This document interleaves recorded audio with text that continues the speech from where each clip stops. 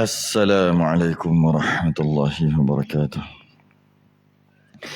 Innal hamdalillah nahmaduhu wa nasta'inuhu wa nastahdihi wa nastaghfiruh wa na'udzu billahi min shururi anfusina wa min sayyiati a'malina. Man yahdihillahu fala mudilla lahu wa man yudlil fala hadiya lahu. Asyhadu an la ilaha illallah wahdahu la syarika lahu. وأشهد أن سيدنا محمدا عبده ورسوله اللهم صل وسلم وبارك على سيدنا محمد الفاتح لما أغلق والخاتم لما سبق ناصر الحق بالحق والهدي إلى صراطك المستقيم صلى الله عليه وعلى آله وأصحابه حق قدره ومقداره العظيم. اللهم نور بالكتاب بصري وأطلق بلساني اشرح صدري واستعمل به جسد بحولك وقوتك فإنه لا حول ولا قوة إلا بك سبحانك لا علم لنا إلا ما علمتنا إنك أنت العليم الحكيم ولا حول ولا قوة إلا بالله العلي العظيم. أما بعد. Alhamdulillah, kita rafa'kan kesyukuran. Terima kasih kita Allah Ta'ala kita dapat sambung perukunan kitab perukunan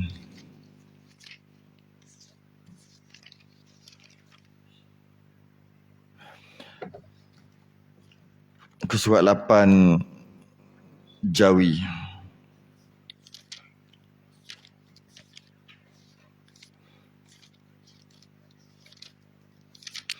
Rumi muka surat 26. Jawi 8. Membahaskan berkaitan dengan fardu mandi yang diwajib.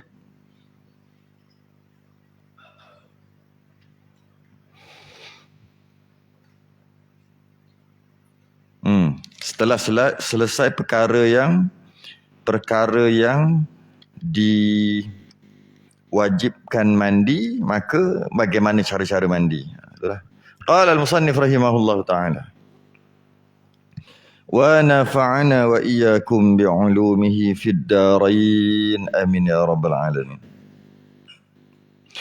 Adapun fardu mandi yang mewajibkan, adapun kewajipan mandi. Sebab apa wajib tak mandi? Sebab yang dah bicara sebelum ni lah. Sebab haid dan nifas atau wiladah atau janabah junub yang disebut sebelum ni. Maka mandi itu dua perkara. Caranya dua perkara, dua rukun, dua syarat sah. Yang pertama, niat dengan hati. Niat dengan hati. Sebagaimana niat masa kita bincang apa? Bab apa? Bab sebelum-sebelum ni kan ada niat kan? Maka samalah juga wajib niat ketika mandi. Wajib niat tu, niat apa? Niat mandi wajib lah. Kalau tak ada niat maka tidak sah mandi. Maka dia kena mandi lagi. Mandi sekali lagi dengan niat pula. Ini mazhab Syafi'i. Pada mazhab Hanafi tak wajib niat. Mandi wajib, tak wajib niat. Pada mazhab Hanafi, sebagaimana apabila ada najis dekat baju, dekat badan lah. Ada najis kat badan, ada kat kaki najis. Maka basuhlah, nak sembahyang kenalah basuh. Basuh najis tu. Sebagaimana basuh najis daripada kekotoran tadi di kaki, begitulah mandi wajib tu. Iaitu macam mana basuh najis juga. Oleh kerana basuh najis tak wajib niat, maka mandi pun tak wajib niat, wuduk pun tak wajib niat. Yang wajib basuh. Ada setaraf je.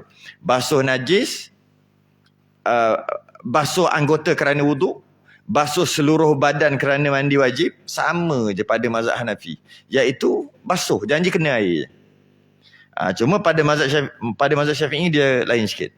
Iaitu mandilah, tapi niat tu wajib juga. Daripada innamal a'malu binniyat. Okay. Sebab apa saya sebut sini? Pernahlah satu ketika dulu ada orang tua ni. Dia orang tua, masa tu pun umur dah 60 dah kot. Jenis orang dulu-dulu dia tak belajar, mak ayah pun tak tekankan agama. Islam ikut IC, Islam ikut surat beranak, Islam baka dan keturunan, tak pernah belajar apa. Dengar-dengar gitu aja. Sekarang dah umur 60 lebih, masa tu lah. Saya cerita lama, mungkin 20 tahun lepas kot. Lepas tu dia pun datang baru dengar kuliah. Bila start pencen baru dengar kuliah standard. Lepas tu baru tahu rupanya mandi wajib ni wajib ada niat sekali. Dan dia mandi wajib tak pernah niat pun. Sebab dia tak tahu. Dia ingat wajib mandi, bukan wajib niat. Betul juga dia kata kan. Yang wajib tu mandi. Saya mandilah, tapi niat tak pernah niat. Niat mandi wajib.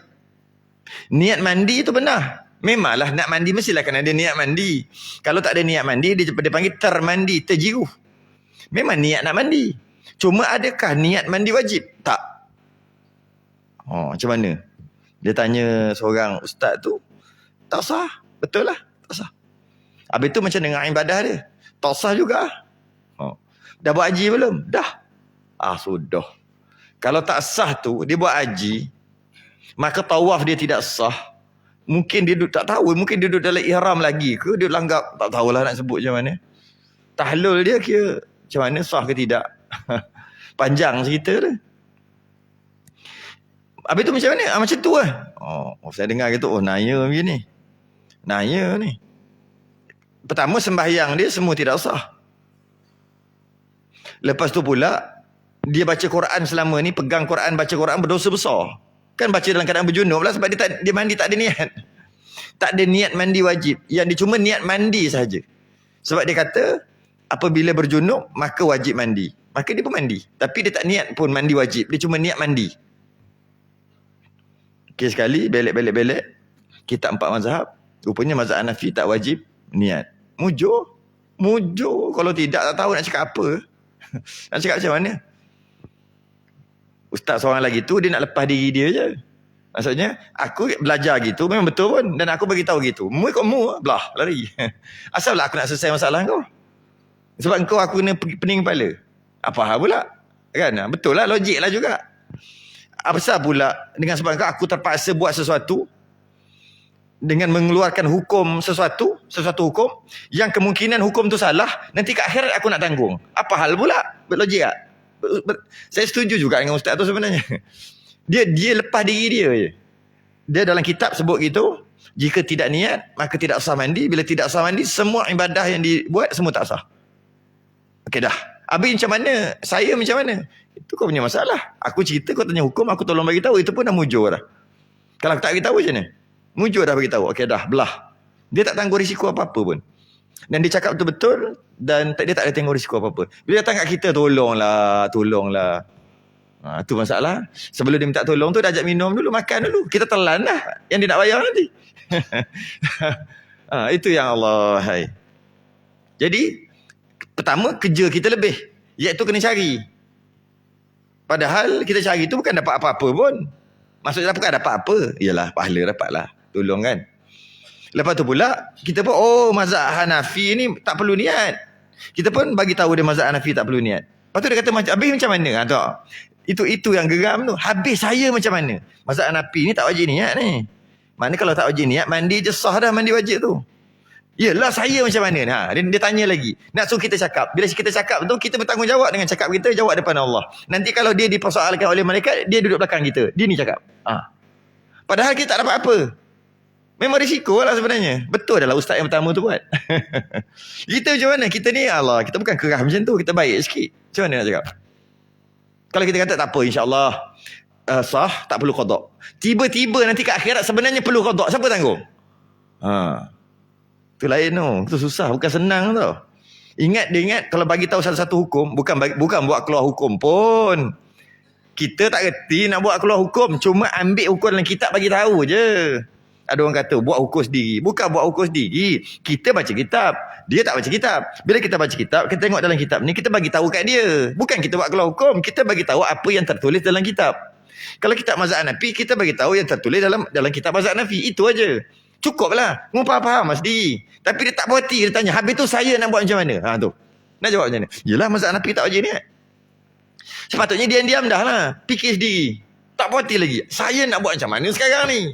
Dia nak suruh kita bertanggungjawab atas kelemahan dia dalam tak belajar, atas kesalahan dia cuai dalam menuntut ilmu, atas masalah dia yang dia buat seronok-seronok. Kita pula nak kena tanggung dengan kita nak kena cakap. Kita nak cakap mula-mula, tapi cakap juga. Macam mana? Nabi Allah macam tu. Sebab tu, kadang-kadang dalam mengeluarkan hukum, iaitu bukan buat hukum sendiri, ambil hukum dalam kitab dan bawa keluar, dia tak sama dengan orang belajar. Orang belajar, inilah yang dia belajar. Bila kita masuk dalam masyarakat, nak menyelesaikan masalah masyarakat, dia tak sama dengan dalam kitab. Itu kadang-kadang ustaz pun boleh jadi panas tu. Dia kata dalam kitab tak kata gitu. Mu sedap cakap gitu, mu ngaji kitab aja. Cuba masuk dalam masyarakat. Cuba tengok. Orang tua semua yang ada buat masalah. Mu nak cakap apa? Nak cakap pakcik ni tak ada harapan, confirm neraka. Ni cakap tu. Sebab apa? Umur 65, tak pernah mandi wajib. Mandi pernah, tak niat. Maka semua ibadah dia tak sah. Malah haji dia tak tahu jadi apa. Lepas tu pula kita kata kena qada semua, haji kena pergi balik. Cuba bayangkan agak-agak dia buat apa. Itu tidak menyelesaikan masalah masyarakat. Tapi kitab tulis itu. Macam mana? Itu yang kadang-kadang bila kita menyelesaikan masalah masyarakat, ustaz yang bijak-bijak ni, dia buka kitab, dia kata salah. Betul lah salah. Betul lah dia kata salah. Tapi dia salah mengikut kitab. Kita dah masuk dalam masyarakat tu. Kata, masuk masyarakat dulu. Kalau dulu-dulu kan, pergi tu, lorong Haji Taib dulu. Saya pergi lorong Haji Taib dulu. Pergi lorong Haji Taib dulu. Masa tu lah, sekarang dah bersih dah. Masa kotor dulu. Sekarang dah bersih dah. Sekarang pergi, rasa tak takut langsung. Dulu pergi tengok kiri kanan, takut kena pegang. Tak kena pegang. Sekarang tak ada dah cuci dah. Dah elok dah. Cuba pergi kat lorong-lorong. Pergi keluar pukul 3 pagi tengok orang gelandangan. Cuba tengok budak-budak lorong tu. Cuba tengok campur dengan bosian-bosian, bohjan. Cuba campur. Lepas tu nak bawa kitab ni, hukum ni. Nak bawa lah. Boleh selesai masalah masyarakat. Boleh ke bohjan, bosian tadi jadi baik? Dengan hukum yang kita buat keluar? Tak. Sebab tu nak menyelesaikan masalah masyarakat, dia tak sama dengan dalam kitab. Dia tak sama. Tak sama dengan dalam kitab. Tu lah. Jadi macam mana? Kalau kata macam ni kan?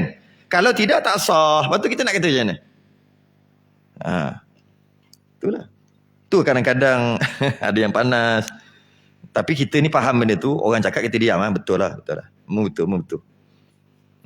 Sebab apa? Dalam kitab memang cakap gitu. Tu lain lah. Lain.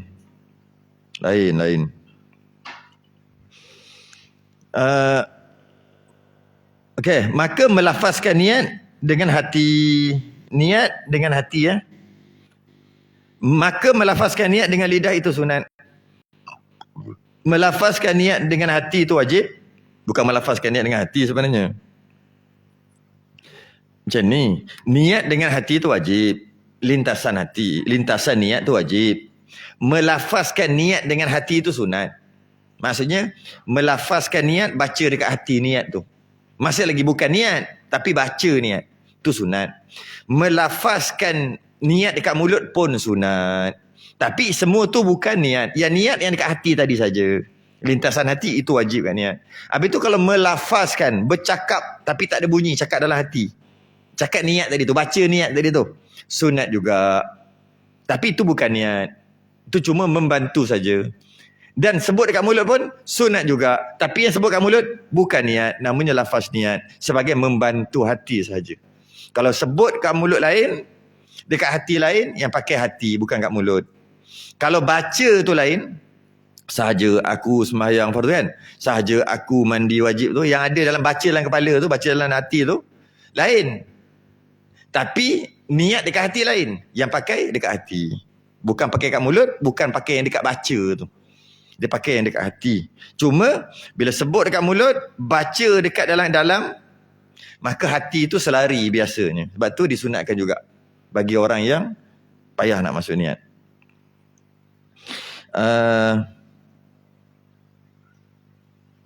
Ada sembahyang Jumaat ni kan. Cerita dah kat sini.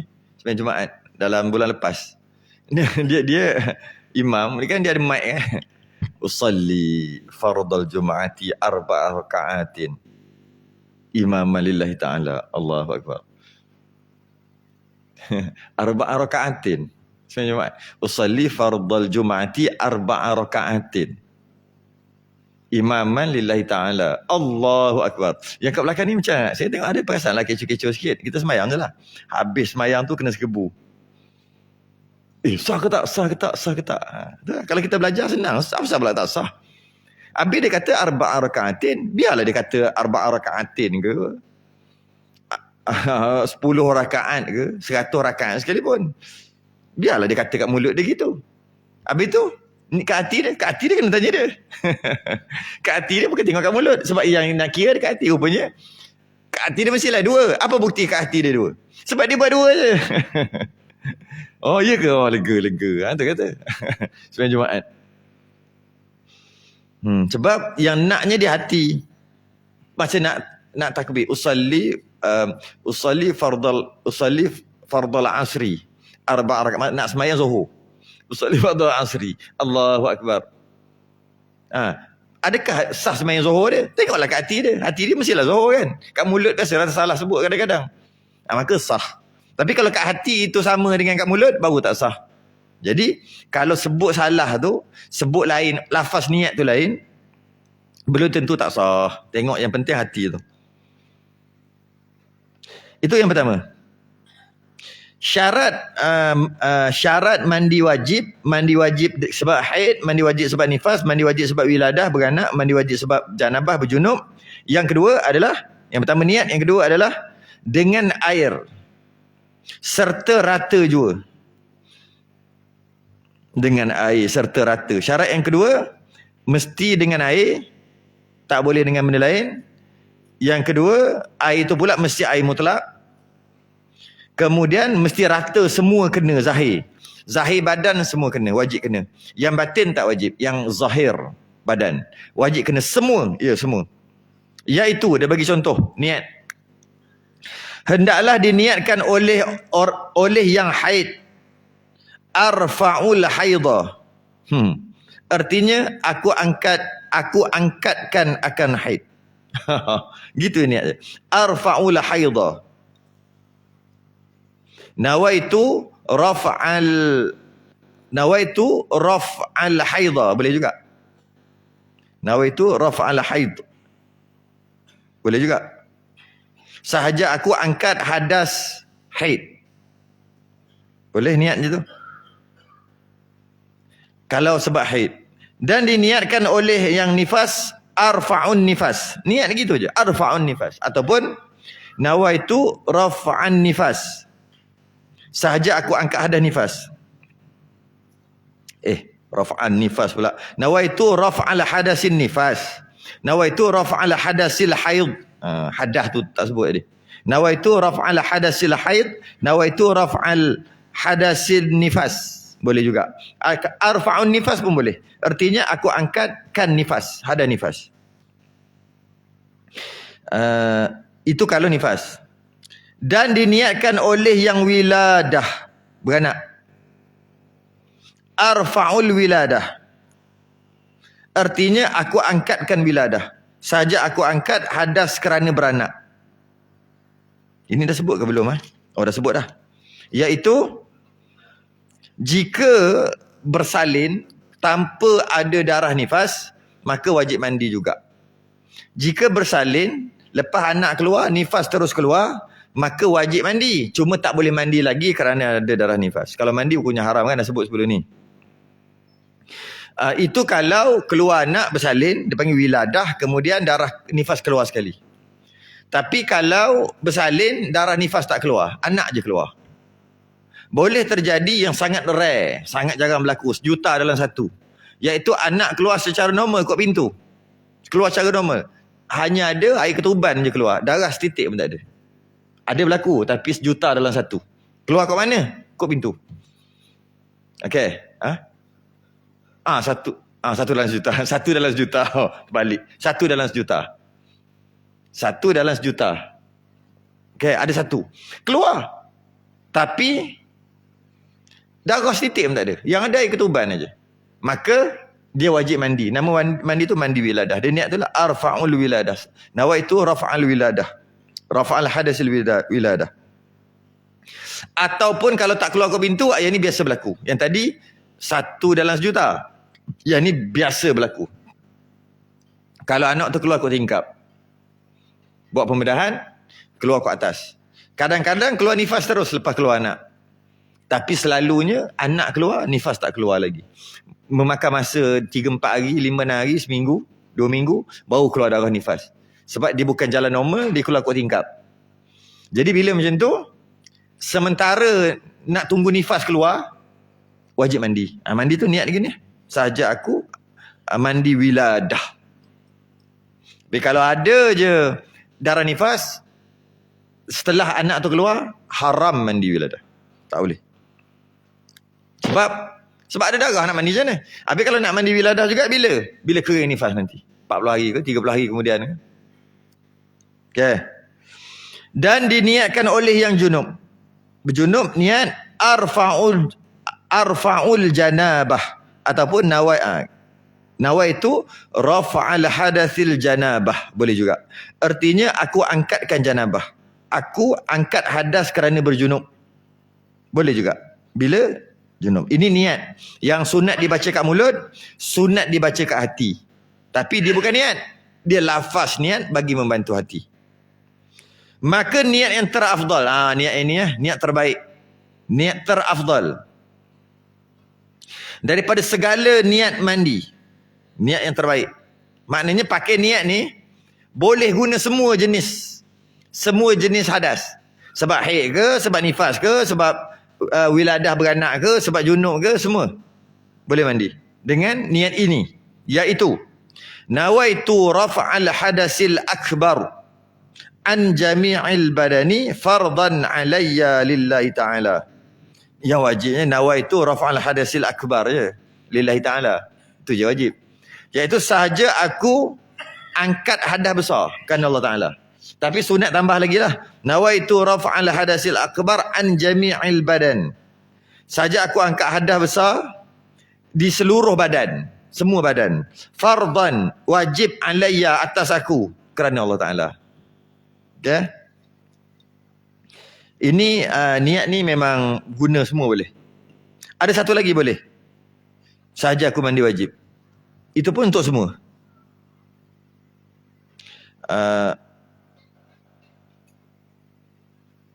Jadi kalau katalah saja aku mandi wajib tadi, kerana haid pun boleh, kerana nifas boleh, kerana wiladah boleh, kerana junub boleh, semua boleh. Sama dengan nawaitu raf'al hadasil akbar, sama. Saja aku angkat hadas besar, boleh untuk semua. Saja aku mandi wajib pun boleh untuk semua. Best. Dan tiada sah niat. Ini yang kata yang kata pakcik umur 60 lebih tu. Dia niat ni. Dan tidak sah niat jika diniatkan arfa' je. Artinya aku mengangkat. Aku mengangkat. Angkat apa? Angkat tonggah. Betul tak sah? Athur. Artinya aku bersuci. Atau aghsil. Artinya aku mandi. Kerana tiada tentu yang diniatkan. Ini yang pakcik tu yang saya cerita awal-awal tadi tu. Yang pakcik mandi tak pernah niat mandi wajib tu. Ni dia niat saja aku mandi. Maksudnya dia mandi. Dia niat tu mandi. Walaupun dia tak sebut kat mulut. Tapi dia pergi mandi tu memang niat mandi lah. Tak payah niat kat mulut pun. Dia pergi buka shower, jiruh air. Itu mandi lah tu. Dia niat mandi. Tapi mandi apa? Dia tak niat. Yang pakcik tadi lah. Cerita awal-awal tadi. Sian pakcik tu. Okey. Tak memadai sahaja aku mandi. Tak mandi. Kedua. Daripada fardu mandi. Yang pertama tadi, niat dah selesai. Yang kedua pula, meratakan air tadi kan. Kedua daripada fardu mandi, meratakan air serta dengan niat yang tertentu. Tu yang tertentu ni penting. Niat yang tertentu tu, niat mandi apa? Tu tertentu tu.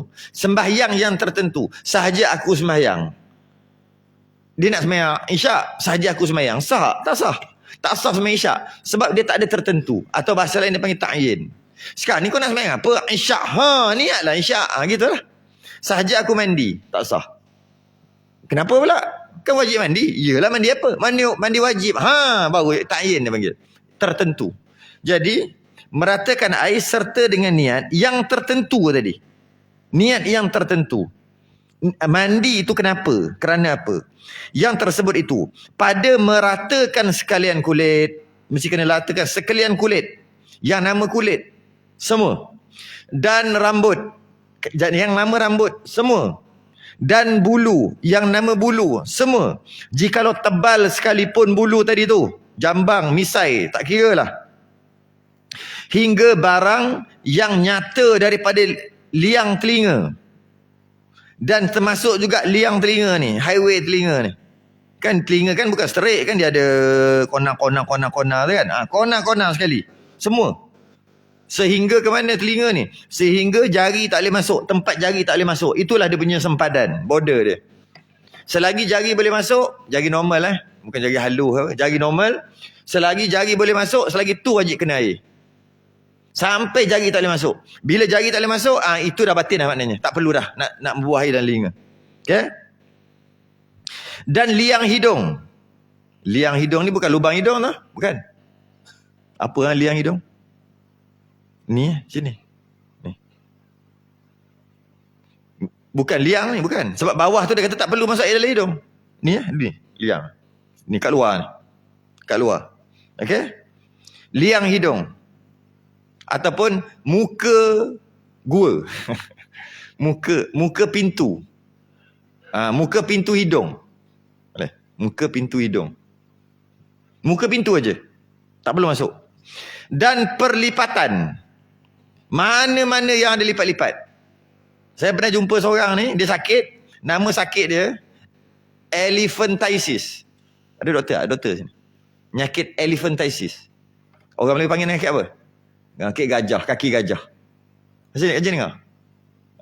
Nama penyakit tu elephantiasis. Macam mana dekat kaki dia? Besar straight. Tapi ada yang besar straight gitu. Dan dengan kulit-kulit dia. Kulit dia gelebeh. Kulit dia gitu. Jadi bila jadi jatuh gitu, menyebabkan kalau dia mandi saja, bawah kulit tu tak kena. Sebab kulit dia gelebeh. Macam orang dulu gemuk, lepas tu dia diet, perut besar. Bila dia diet, perut dia gelebeh. Dan perut dia tu, kalau dia mandi gitu aja, tak sah. Dia kena selak. Selak lah. Dia panggil apa? Selak Selak perut. Tak panggil. Dia kena ambil kepak gitu. Yang kat bawah tu. Cakap, ya. Perlu. Dekat celah-celah tu. Di perlipatan. Ada seorang orang tua, umur dia 80 dah. Mujulah umur 80. Tak adalah nak mandi wajib. Tapi dalam masalah wuduk dia problem. Sebab kaki dia naik atas ni. Gini. Jari. Sebab urat ke apa naik. Saya pesan kat dia, wuduk tu kena ni, buka ni. Sebab tak kena kalau macam ni. Kita tak apalah golek-golek dekat paip je, buka paip laju sikit, golek kaki. Tak apa. Kita terikkan kita punya jari kaki. Tengok tak ada benda melekat, sah. Tapi dia tak boleh. Dia buat macam mana pun tetap gini juga. Jari dia. Jari mana tak naik atas jari tu. Bila rapat sangat. Maka dia kena buka. Ni. Sebab kalau kita buka, kalau dia biar saja, kita buka, dia akan putih kat sini. Siap ada daki lagi. Maknanya, apa? Semayang tak sah kalau dia semayang. Kalau tidak, macam mana boleh jadi putih? Jadi putih ni. Kalau orang tu sakit, terbaring. Keluarga dia tak jaga betul-betul. Yang dia tak boleh bangun dalam keadaan dia tu masih lagi ada akal lah. Ambil wuduk dia main spray-spray gitu aja. Tak sah sebenarnya. Berdosa yang jaga. Kenapa orang sakit tu tak berdosa? Sebab dia tak nampak kaki dia tak boleh baring. Orang yang jaga ni, anak yang jaga ni, yang ambil wuduk untuk mak dengan ayah dia ni berdosa. Sebab dia main spray gitu. Dia kena buka. Sebab apa? Saya pegang jari tu, saya pegang kaki. Saya pegang jari tu, saya buat gini, ada putih. Putih macam tak putih lah. Sebab lama sangat duk gini. Putih. Lepas tu ada daki kat tepi. Maknanya apa? Semayang tak? Semayang. Siapa ambil wuduk? Anak ambil wuduk. Anak mana? Tengok tu. anak pakai rantai. Anak lelaki pakai rantai. Saya dah risau dah. Saya tengok kaki dia, tengok Allah. Kalau bukan nak cerita pasal rantai tu, kalau pasal rantai, dia tak peduli kat hukum lah. Kalau tidak, takkan lelaki pakai rantai. Bila tak peduli kat hukum, agak-agak dia pengerti tak hukum-hukum ambil wuduk. kalau rantai pun dia pakai, dah tua-tua macam tu. Saya pun kata tak boleh ni, tak sah ni. Sedangkan jaga ibu bapa, lubuk pahala. Itulah syurga kita asalnya. Sebab ada mak ayah yang sakit di bawah jagaan kita, boleh kata kalau jaga elok-elok confirm syurga. Kalau kata jaga elok-elok. Yang ini nampak macam neraka je saya kata ni. Iyalah, dia buat mak dia semayang, ayah dia semayang, bukan mak. Ayah dia semayang, kaki tak wuduk. Kaki tak sempurna. Habis nak kata kena. Macam tadi lah. Macam mana nak selesaikan masalah masyarakat ni? Macam mana? Yang ni tak boleh selesai lah. Kena saya nak kata insya-Allah sah. Kata gitu. Mampu aku kena tanggung. Saya kata tak sah juga. Kalau nak mencari orang lain yang tanya. Suruh dia jadi jawab dekat akhirat nanti. Aku tak nak jawab. Yang ini tak boleh buat apa dah. Tak ada. Sebahagian ulama' mengatakan jika kaki tak kena air sikit, sah juga. Tak ada. Tak boleh.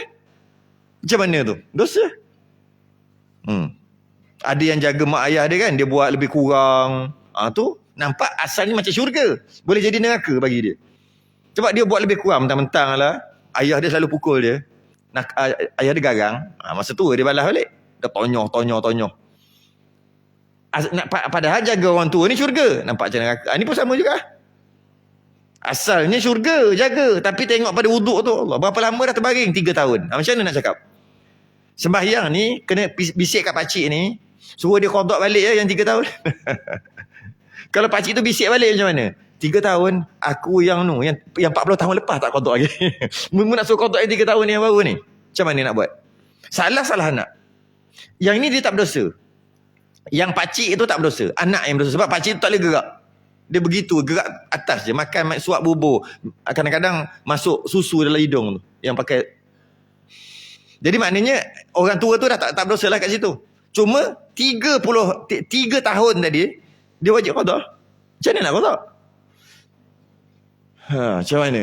Tu lah, nak jaga orang, nak jaga ibu bapa kan, yang uzur, yang kita perlu uruskan dia, perlu basuh berak dia, perlu ambilkan wuduk dia, dia tak memadai dengan baik dan rajin. Tak memadai. Dia kena tambah satu lagi ilmu. Tapi kalau jaga yang dah nyanyuk, okey. Baik dan rajin dan sabar. Cukup dah. Sebab dia tak ada kena-mengena apa-apa dengan orang tua tu untuk ibadah orang tua tu. Tak ada kena-mengena. Okey lah. Baik, rajin dan sabar. Sabar kena ada dengan orang nyanyuk. Tapi kalau dia tak nyanyuk lagi, baik, rajin dan ilmu.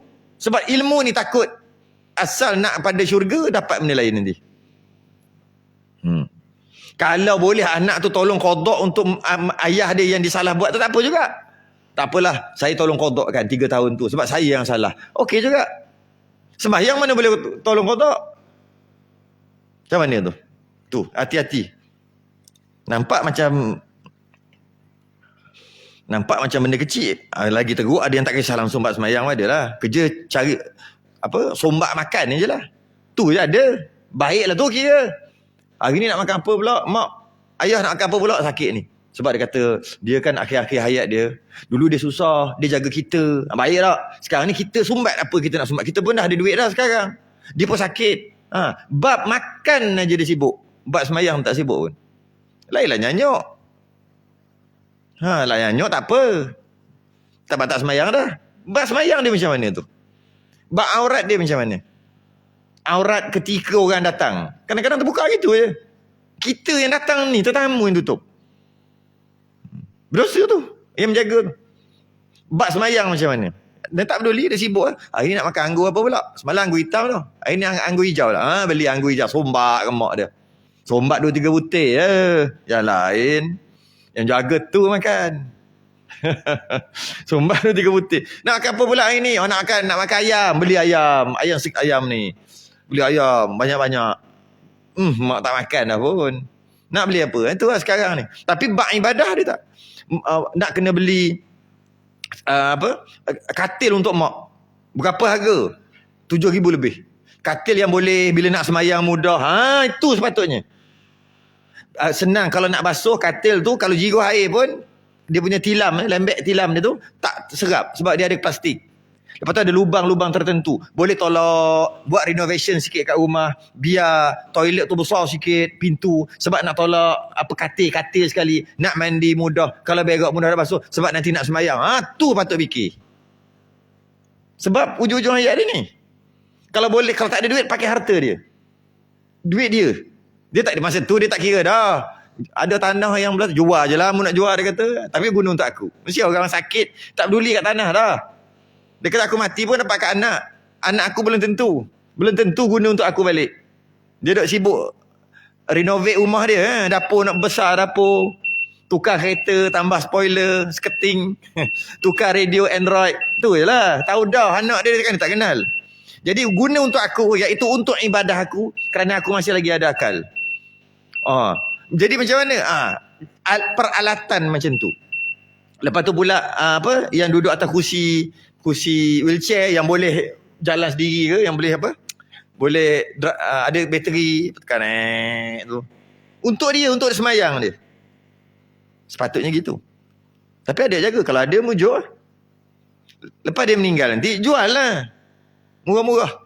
Jual separuh harga. Dapat lagi, dapat. Benda tu benda mahal. Nak beritahu jaga bab ni, bab mandi.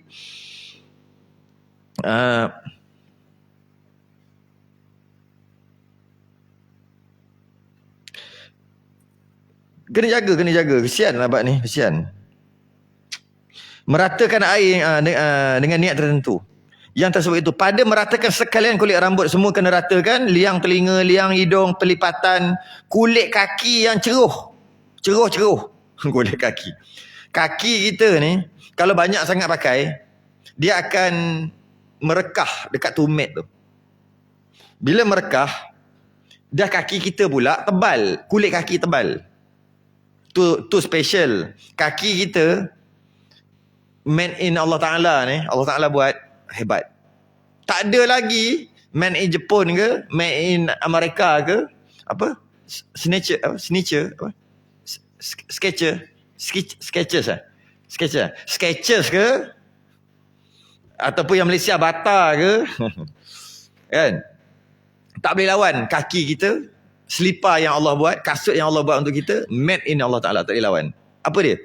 Lagi pakai, lagi tebal. Orang dulu tak pakai sangat selipar. Dia pakai gitu aja. Cuba tengok kaki dia.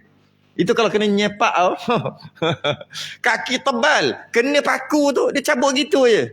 Tak berdarah pun. Mana taknya dia guna kaki dia, kulit kaki tu dia guna, sehingga makin lama makin tebal. Kalau kita tengok made in Jepun, selipar Jepun. Selipar Jepun murah. Yang apa tadi? Skechers tadi. Skechers ke Sneakers? Skechers tadi kan. Kalau pakai 2 tahun, agak-agak dia makin haus ke makin tebal. Padahal hebat dah tu. Kalau pakai tu, jalan tukar jalan. Tak ada jalan lembek-lembek gitu. Pakai selipar je. Tengok jalan tukar. Gini jalan. Mahal ni. Mahal tu. Jadi, tapi macam mana pun, hebat macam mana, mahal macam mana pun, pakai setahun, makin haus, lepas tu tukar. Tapi kaki kita, made in Allah Ta'ala ni, makin pakai, makin tebal. Tapi kita manjakan kaki kita, pakai selipar, sebab tu tak tebal sangat. Cuba jangan pakai slipper sangat. Jalan gitu. Tengah-tengah panas tu jalan gitu. Cuba tengok orang tua dulu. Kena bara-bara api. Tak ada benda. Dia begitu. Kita. Sebab apa? Selagi pakai lagi tebal. Bila pakai, kadang-kadang bila kering, dia merekah. Bila merekah tak rasa sebab kulit tu terlalu tebal. Kulit kaki. Dan masuk apa-apa. Masuk batu-batu halus. Tak rasa. Kalau masuk batu halus ketika mandi, dekat batu tu tak kena air, maka tak wajib. Maka mandi wajib tak sah.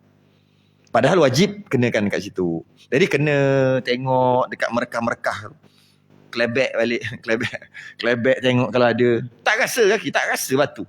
Bukan batu besar-besar. Ni batu pasir-pasir tu kan. Batu-batu dia memang melekat dekat tu. Kat tumit. Nabi pernah marah tau. Seorang ni dia ambil uduk, kaki dia tak kena lah, dekat area-area situ lah. Dekat ada kata dekat buku lali, ada kata dekat tumit, area-area situ lah. Yang tak kena air. Nabi marah tu, wailun lil aqabi minan nar. Nabi kata. Kasar tu bahasa tu. Wailun lil aqabi minan nar. Nabi kata celaka tumit dalam neraka. Gitu kan Nabi kata. Wail, celaka kan? Wailul likulli muhumazatil lumazah, wailul lil mutaffifin. Kau wail tu kan celaka. Celaka, tumit ataupun buku lali ataupun area situlah, area tu dalam neraka. Wailul lil aqabi minan nar. Celaka dalam neraka. Sebab apa? Nampak macam kecil, tak kena air je pun. Tapi kesan dia kalau duk amal gitu, semayang tak sah. Tu Nabi marah tu. Jaga-jaga kat situ. Mana lagi? Dan zahirnya dan batinnya. Mana-mana zahir dan batin mana ni? Zahir dan batin cerut, pecah-pecah tadi. Kaki tu pecah, merekah tadi. Zahir luar, batin yang dalam celah. Sedangkan ketika tak pecah, dalam tak wajib. Sebab dia tak pecah. Cuma kulit luar. Bila dia pecah dan dia merekah, jadi yang kat dalam tu dah jadi zahir. Dalam tu jadi zahir. Sebab tu kat dalam tu batin. Wajib. Dan pusatnya. Jadi pusat dalam lagi bahaya ni. Pusat dalam, pusat dia. Korek tak, jangan biar gitu. Takut-takut pusat ni pun dia ada macam-macam kat situ. Bukan dia ada macam, dia punya lipatan ada kat situ. Jadi kalau pusat dia jenis terkeluar tak apa, masa sabun tu okey dah. Jadi jenis pusat dalam ni. kena suluh. Dalam pusat dia. Yang dalam tu takut pelipatan tu. Letaklah kat jari, korek gitulah. Okey. Dan masrabah. Masrabah benda apa? Kedutan dubur. Hak keduk, hak khipuk. Hak tu. Ni tempat keluar najis, dia ada kedutan. Ini pun made in Allah Ta'ala. Hebat sangat. Yang mana kedutan tadi dia tutup betul-betul kedut, banyak kedutan, menyebabkan bau tak keluar. Sebab dalam usus kita ada tahi. Kenapa orang sebelah tak bau tahi? Padahal cuba ambil plastik, ambil baldi lah. Ambil gayung ke, ambil plastik. Bau tahi dalam tu. Ikat kemah-kemah. Bau tak orang sebelah? Bau. Plastik tu banyak tu, itulah dia dalam perut. Kenapa orang sebelah tak bau? Antara teknologi. Banyak kedut, dia rapat sungguh. Bila begitu, di antara kedutan tu, kalau mandi gitu aja, tak sah mandi wajib. Sebab itulah disunatkan, malah kalau kata diwajibkan pun tidak keterlaluan. Kalau kata diwajibkan, untuk bila mandi wajib mesti duduk. Asalnya tak wajib, yang wajib rata. Cuma macam mana nak kena kau celah-celah tu? Kalau duduk kan dia macam stretchable lah. Betul, stretchable lah. Dia stretchable, dia boleh meri gitu. Jadi bila duduk dia keluar molek. Jadi basuh je lah, senang. Tapi kalau berdiri, dia syup masuk ke dalam. Dah lah keduk masuk dalam pula tu. Puas tonyoh. Nak bagi kena tu. Tonyoh, gahar. Buat apa susah kan? Duduk aja. Duduk. Terus dia ni. Semua kedutan tadi jadi elok. Semua tadi. Basuh aja kat situ. Sebab nampak benda macam benda kecil. Tapi tanpa duduk macam tadi, kalau tak gosok, tak gonyoh lebih sikit, menyebabkan ada kawasan pelipat yang halus yang tak kena. Menyebabkan sembahyang tak sah. Menyebabkan baca Quran berdosa. Kan banyak cerita tu. Menyebabkan masuk masjid berdosa. Menyebabkan pegang Quran berdosa. Semua berdosa. Bukan habis di situ aja. Dia masalahnya berdosa. Dahlah berdosa. Dahlah pula tu sembahyang yang dia sembahyang kena qada balik. Kan menyusahkan tu. Tu masrabah. Duduk cangkung. Dan di dalam kulit yang tiada berkhatan. Geng-geng tak sunat ni kena basuh. Orang panggil apa? Kuluk tak? Kena. Bagi sebab tu sunat ni pada mazhab Syafi'i wajib. Sunat adalah wajib. Pelik tak dengar? Sunat ke wajib? Sunat adalah wajib. Sekarang ni sunat ke wajib? Wajib. Apa yang wajib? Sunat. Apa yang wajib? Sunat. Sekarang ni sunat ke wajib? Wajib lah. Sunat tu wajib. Tak, sunat ke wajib? Faham tak? Sekarang ni sunat tu sebenarnya khitan. Saya tak tahu. Saya sampai sekarang masih lagi mencari kenapa orang Melayu kata khitan tu sunat. Saya tak tahu sampai sekarang. Saya tanya orang tua. Jumpa orang tua-tua. Saya mesti tanya yang tu. Saya ada dalam 30 soalan untuk orang tua. Saya jumpa, saya akan tanya 30 soalan. Kenapa? Panjang lah. Antaranya saya akan tanya, kenapa sunat tu, kenapa khitan tu orang Melayu panggil sunat? Sedangkan mazhab Syafi'i wajib. Patut panggil wajib lah. Dah masuk wajib belum? Masuk wajib.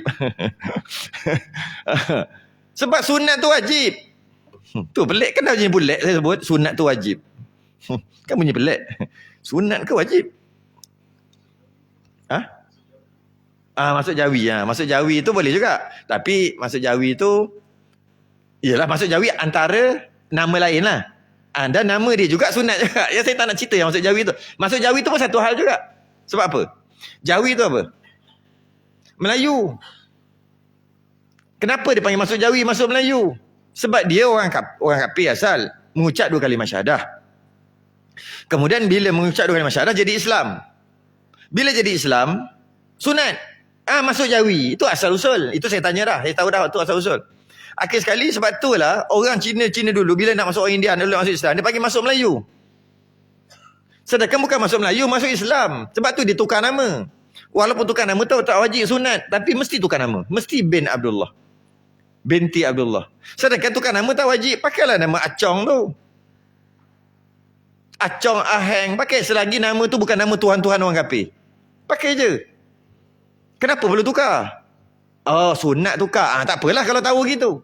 Tapi tidak, bila masuk Islam je mesti kena tukar. Tak payah tukar. Malah kadang-kadang sebab tukar nama tu lah keluarga marah. Sebab dia seolah-olah dah bangsa dia panggil? Keturunan dia tu kan, nama macam bukan nama bangsa, dia panggil nama apa? Nama keluarga. Oi, Lim, Tan kan. Yang tu kan. Nama keluarga tu seolah-olah kau dah tak nak masuk dari keluarga kami. Cubalah kata tak payah tukar. Aku bezanya, aku tak nak sembah berhala, aku sembah Allah, itu aja. Dan aku tak makan babi. Yang lain semua sama. Nama sama, semua sama. Saya sudah tak ada masalah pun nak masuk Islam. Ramai yang sebab tu dia ingat macam keluar daripada keluarga. Macam tak nak dah. Sebab tu diorang tak bagi. Diorang tak faham. Orang kafir mana faham. Akhir sekali sebab apa? Asal itulah. Masuk jawi. Masuk Melayu. Sepatutnya bukan masuk Melayu, masuk Islam. Cina kekal Cina lah. Sebab Islam boleh pilih. Bangsa mana boleh pilih? Boleh tak? Nak pilih bangsa.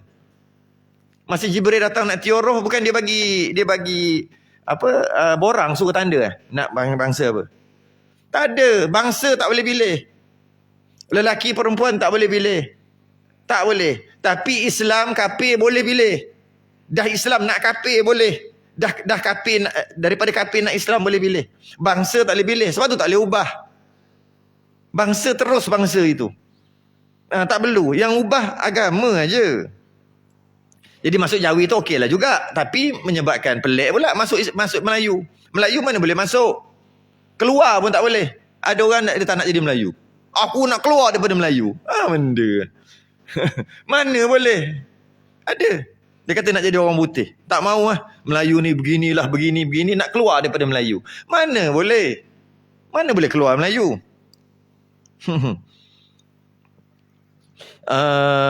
Okay. Berhenti kat mana ni?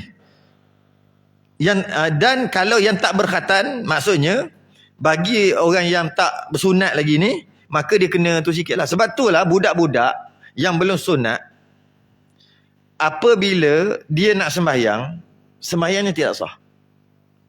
Yang belum balik lagi lah, kanak-kanak yang belum balik, yang belum sunat. Lepas tu yang terbaik untuk sunat adalah 7 tahun. Itu yang terbaik. Nak masuk je 1 tu, 6 tahun nak masuk je 1 tu, sebelum masuk je 1 tu, itu yang terbaik. Sebab Nabi kata murus sabiyya bis salah idza balagha sab'a sinin. Suruh anak kamu sembahyang umur 7 tahun.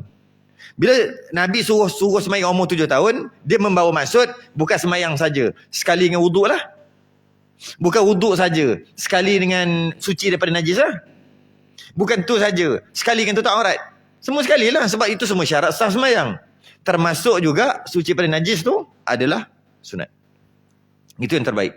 Lagi baik 7 hari. Tak payah nak upah apa-apa. Kalau yang 7 tahun ni, macam-macam kena upah. Kalau tidak, tak mau. Ayah dia pakai Vivo, Oppo je. Anak nak iPhone. Kena beli. Kau dah tak mau sunat. Itu yang umur 12. Puas ayah ni keluar duit KWSP. Sebab nak beli iPhone tu. iPhone yang terbaru pula tu iPhone 16. Nak iPad. Macam-macam budak tu. Tapi kalau tak mau sunat. Dah 3 kali dah lagi tak mudim. Nampak tu mudim lompat. Hilang. Sampai petang baru balik. Ada orang gitu. Kalau nak yang tu kena bawa pergi utara. Orang utara dia ada satu ilmu. Tok Muding ni. Ada satu ilmu. Dia pakai ilmu dia ni, budak tadi tu terus ikut belakang. Tak nak lepas. Tak nak berenggang pun dengan Tok Muding. Tapi dia kena bagi minum air dulu. Dia baca sikit nah minum air. Yang tadi ni, tak nak ni. Yelah tak payah sunat hari ni. Nyak je. Tak percaya, ayah tipu. Ni dah 3 kali dah. Datang Tok Muding tu baca. Tak payah sunat hari ni. Hari ni kita cancel semua. Nah minum air. Minum air. Tok Muding pergi, ambil pisau ni, serah. Dia duduk tepi. Tok Muding tu pergi dapur, nak makan sikit, diikut. Tok Muding nak masuk toilet. Hei, aku nak pergi kecing ni. Duduk luar. Pun nak ikut. Tu utara je. Depan mata saya sendiri nampak. Hanya di utara. Di Pendang, di Alustar ada lah. Di Yan. Itu yang saya tahu lah. Tempat-tempat lain saya tak tahu. Dia bagi minum air je. Saya kata dia jampi apa? Saya nak cuba belajar. Dia tak bagi. Kata dia nak juga. Dia kata nanti kalau salah guna macam mana kata. Dia bukan kat budak je. Kat semua orang boleh buat. Sodoh. Dia tunggu awak balik. Dia ikut sampai balik rumah macam mana? Betul juga. Okey.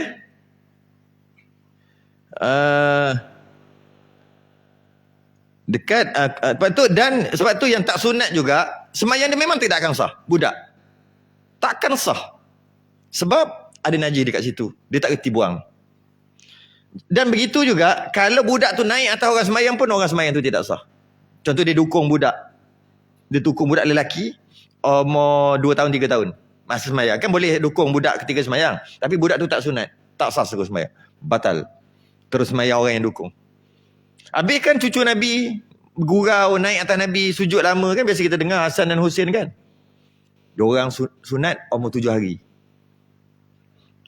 Betul yang terbaik 7 hari. Paling lewat 7 tahun. Kalau lebih pada tu dah kira lambat dah tu. Okey. Kulit yang tiada berkhilaf dan zahir faras yang kelihatan tatkala duduk qada hajat. Ni bagi orang perempuan. Sama juga. Ni pun sama juga. Setiap orang yang ada isteri wajib ajar isteri dia. Wajib ajar isteri. Supaya isteri tadi dia tak dakwa balik suami dia nanti. Sebab tak ajar dia. Sebab benda ni kadang-kadang mak bapak tak ajar. Suami je ajar. Suami je yang patut ajar. Dan kalau dia bukan melazimi majlis ilmu, tak datang masjid, tak datang surah dengar, dia takkan tahu.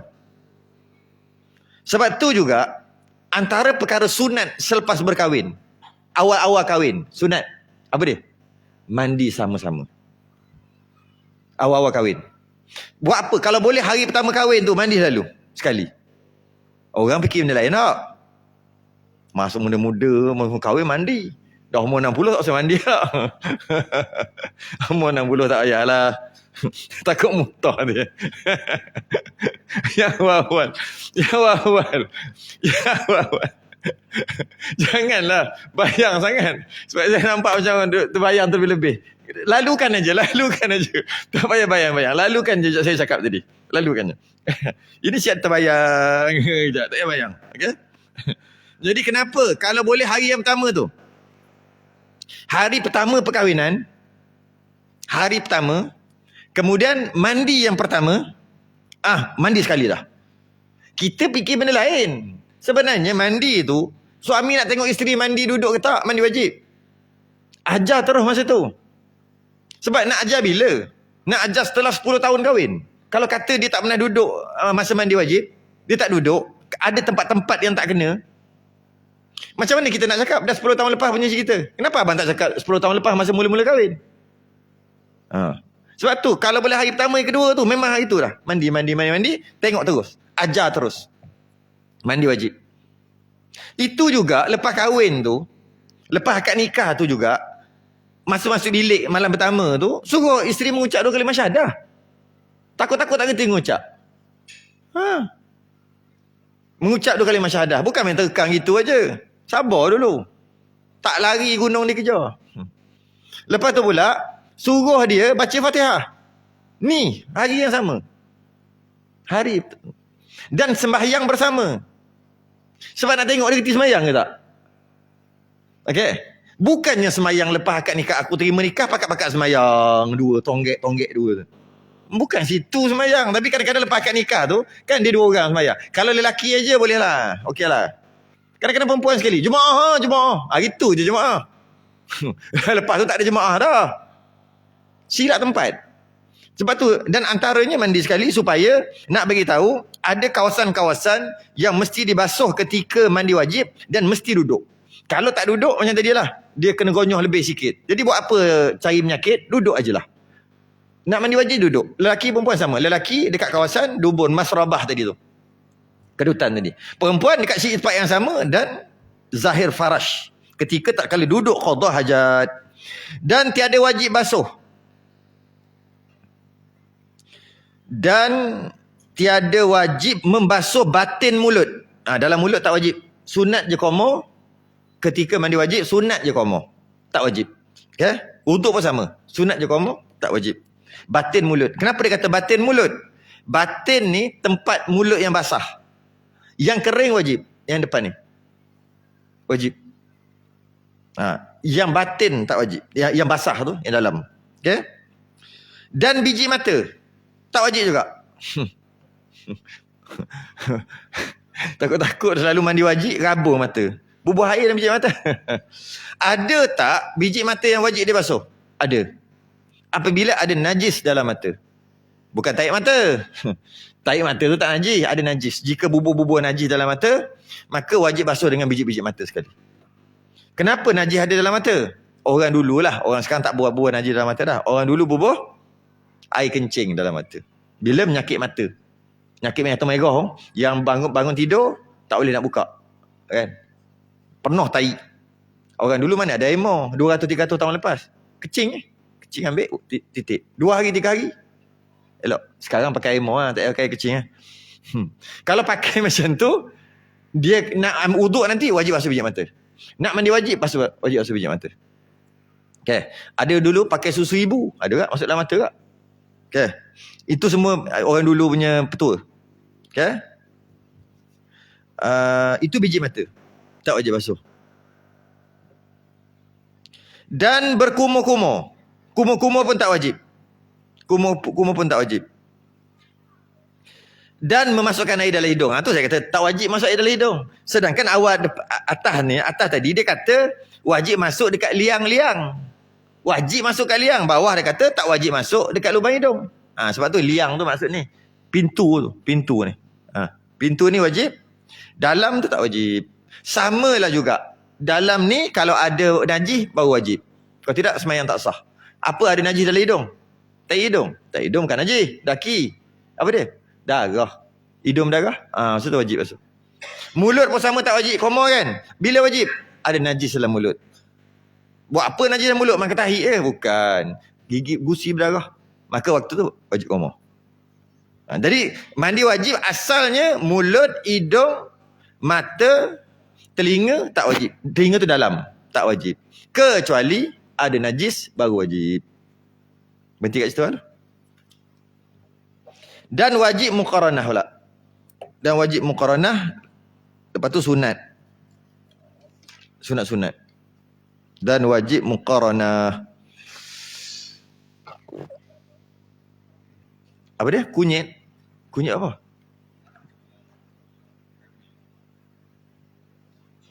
Kunyit? Geng kunyit apa? LGBT? Bawah. Geng kunyit. Geng kunyit wajib mandi tak? Weh, wajib. Geng kunyit. Ingat kunyit apa benda?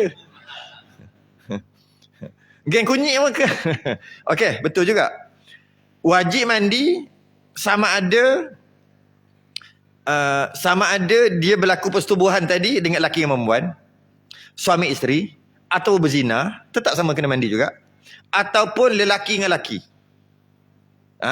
Geng kunyit pun sama juga, wajib mandi. Wajib. Dan begitu juga kalau dia binatang, wajib mandi juga. Binatang, walaupun binatang tu ikan sekalipun. Itu ada dalam kitab kita ikan. Wajib mandi juga. Jadi geng kunyit ingat tak mandi je. Tapi geng kunyit semayang tak?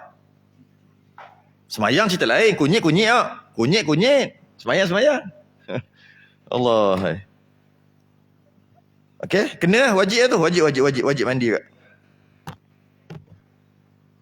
Kita tak payahlah kak. Kita halia bara dah lah. Wallahualam, kita berhenti dekat dan wajib muqaranah menyertakannya itu pada pertama membasuh suatu.